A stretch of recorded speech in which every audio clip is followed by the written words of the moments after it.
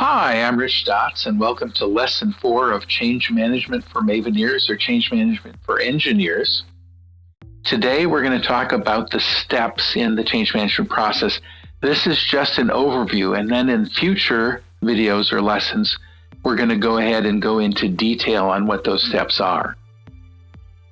So, very simple lesson today, or very straightforward at least. I just want you to have some basic familiarity with those steps, because we're going to go through them in detail.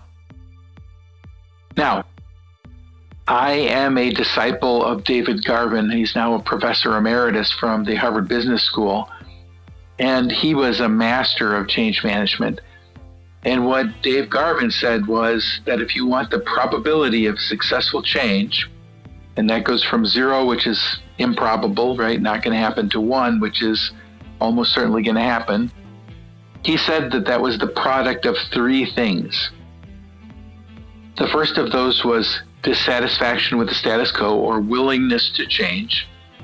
The second thing is, do you have a model of where you want to be at the other end? And that's going to include a vision and processes and things. And then process, the last one, is not the final process, but how do you get from here to there? Do you have a clear roadmap of how you're going to change your organization?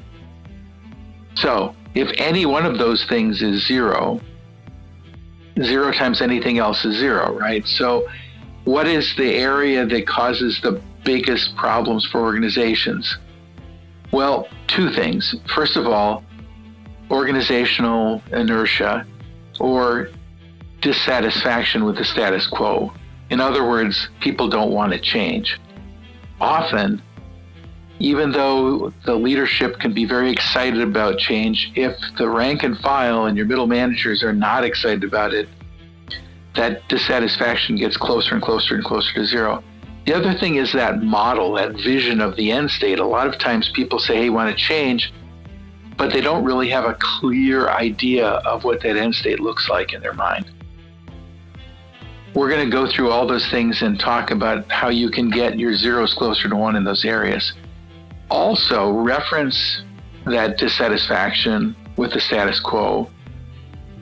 For change to succeed, Dave Garvin says, the perceived probability of the change times the benefit has to be greater than the perceived cost. In other words, that perceived probability of change is how likely your workforce thinks change is going to be, and then that benefit is what they view the new benefit's going to be in the new organization over the perceived cost. So in other words, it's the expected value of the benefit in the new organization.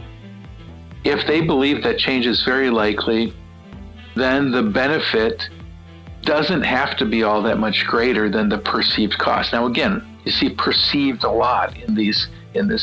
This is less about hard cold facts, because as Yogi Berra, the great philosopher, said, predictions are hard, especially about the future, right? You don't know what's going to happen for sure. So you're going to be working in change management. Part of it's coming up with a plan, but then a huge and unimaginably large part of it is changing the perceptions of the leaders in the workforce. Finally, the rule of 6. Those of you who have been around me for a while will hear me reference this. Dave Garvin says, if you want a new idea to stick in somebody's head, they have to hear it on 6 completely separate occasions from a credible source. So just repeating something once or twice, not going to hit them. That's why you will often see strategic leaders will hammer their talking points home again and again and again and again, because it's human nature that we have to hear things multiple times before they sink in. We've got to keep in mind Garvin's law as we go through the change management process. So what are the steps? And again, we're just going to go through them briefly here, going to be in detail later. First thing is, you have to determine your vision. Old saying is, if you don't know where you're going, you're likely to get there. Then you've got to take on the status quo. Everybody's fat, dumb, and happy, as we used to say in the Army. You've got to generate dissatisfaction with the status quo. They have to be willing to move. They have to be willing to overcome organizational inertia. and they have to be willing to take that step to go to that new organization. Then you have to create a change plan, how you're going to get from here to there. And just to put this out there, change planning is not about a democratic organization. You know, you get Bastille Day. Democracy and change planning leads to Bastille Day. That's not what you want. You don't want mob rule. What you want is change leaders. Change leaders are those folks in the organization who can set a vision and provide resources. And then you've got change agents, who are the people who are fomenting dissatisfaction for the status quo and helping implement the new system. And they're typically mid-grade people. They're typically middle managers or senior worker types. Then you make the physical changes and you think about it in terms of tasks, structures, and people. And for this, one of the things we're going to remember is called the 2 inbox rule. At no point in your organizational change, in your change management process, at no point should somebody have both their old job and their new job. You have to cut the cord at some point, and they're going to just have one inbox. That means that typically, well, we'll get into more details in that. There's all kinds of things associated with that. And then again, changing the people around as well. And then finally, if you want your change to stick, and I'm going to give an example of this. I was involved with something called network-centric warfare back in the 90s. It was a situation where everything was on fire. You know, everybody wanted to do this. Everybody was very excited about it. And folks like Admiral Zelibor instituted network-centric warfare for his carrier battle group. And they just did amazing things. And we instituted it at Air Combat Command. And the pilots at that time, which was brand new, and this just shows how old this was, Link 16 was a brand new idea. And we used something called the Bug-E to combine different networks together to allow people to have this overarching view of the battle space. I mean, and you know, we were dreaming big dreams. And it seemed like nothing would stop it. But then what didn't happen is we never instituted the change. It never became part of the vernacular. It never became part of the doctrine. It never became part of the education and reward process. And I remember having a discussion, and I'll use their real names, Admiral Sabrowski and his deputy, Captain Terry Putis. And I remember having a discussion with those guys and saying, we really need to figure out how to get this into the budget process. We have to get into the defense planning guidance. We need to make sure we're starting the education process, and then I'm ready to work on those things.